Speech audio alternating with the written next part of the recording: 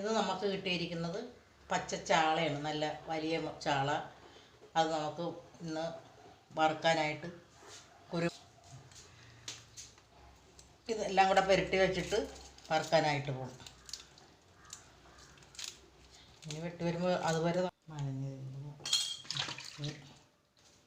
ഇതാണ് അരച്ച് പുരട്ടി ഇങ്ങനെ എടുക്കണം. അരച്ച് മുളക് പൊടിയൊന്നും ചേർക്കണ്ട.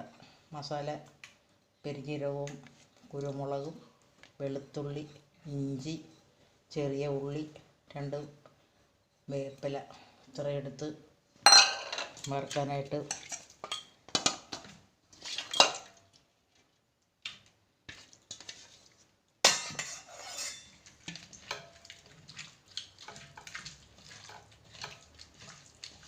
വറുത്ത് എടുക്കാം. നോക്ക് ഇതെല്ലാം പുരട്ടി ഇച്ചിരി ഉപ്പും ഇതെല്ലാം കൂടെ പിടിക്കാനായിട്ട് മാറ്റി വെക്കാം. എല്ലാം കൂടെ പുരട്ടി വറുക്കാൻ മാറ്റി വെച്ച് ഇനി ഇതിൻ്റെ എല്ലാം ഇച്ചിരി പിടിച്ച് നമുക്ക് വറുക്കാം.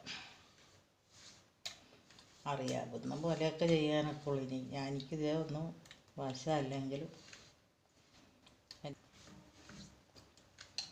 അപ്പം പുരട്ടി വെച്ച് ഒരു അരമണിക്കൂർ കഴിയുമ്പോൾ വറുക്കാം. മത്തി വറുക്കാനായിട്ട് നേരത്തെ എടുത്ത് വെച്ചിരുന്ന മത്തി പുരട്ടി വെച്ച മത്തി വറുക്കാനായിട്ട് വയ്ക്കുക. അത് അരച്ചത് അത് കുരുമുളക് പെരുംജീരകം വേപ്പില ഉള്ളി ചെറിയ ഉള്ളി വെളുത്തുള്ളി 2 വേപ്പില ഇതെല്ലാം കൂടി അരച്ച് കല്ലിലിട്ട് അരച്ചാണ് ഞാൻ ഉണ്ടാക്കുന്നത്.